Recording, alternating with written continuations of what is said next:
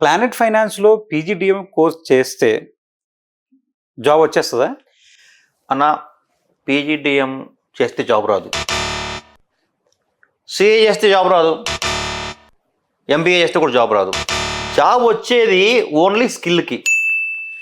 అంటే ఈ చూసే వాళ్ళకి అర్థం కాదు. ఇంకొద్ది డీటెయిల్గా చెప్తాను నేను.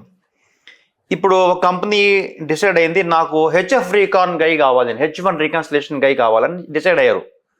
హైదరాబాద్లో లేదా న్యూయార్క్లో డిసైడ్ అయ్యారు, హైదరాబాద్లో 100 రోల్స్ ఇవ్వాలి అని.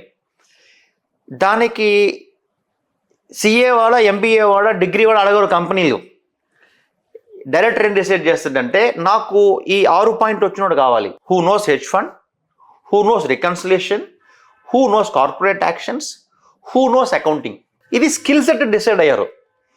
ఇప్పుడు ఈ రిక్వైర్మెంట్ని హెచ్ఆర్కి ఇస్తారు. బాబు, నువ్వు ఈ 4 స్కిల్స్ ఉంటే హ్యూమన్ బీయింగ్ని బట్టరా అని. హెచ్ఆర్ ఆ హ్యూమన్ బీయింగ్, ఏ హ్యూమన్ బీయింగ్లు ఈ క్వాలిటీస్ ఉంటే నతకాలి ఇప్పుడు.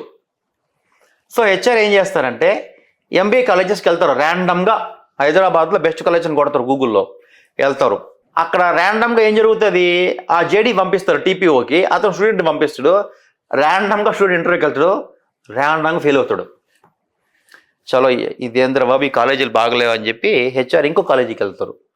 అట్లా 10 కాలేజీ చూసాక అర్థమవుతుంది ఈ స్కిల్ ఇక్కడ లేదు ఎంబీఏలో అని.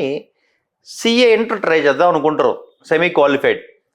అక్కడ ర్యాండమ్గా దొరికితే తీసుకుంటారు, because they have better quality. దొరకకపోతే మళ్ళీ స్టోరీ మొదటికి వస్తుంది. ఆ క్వశ్చన్లో తిరుగుతూ ఉంటారు పాపం.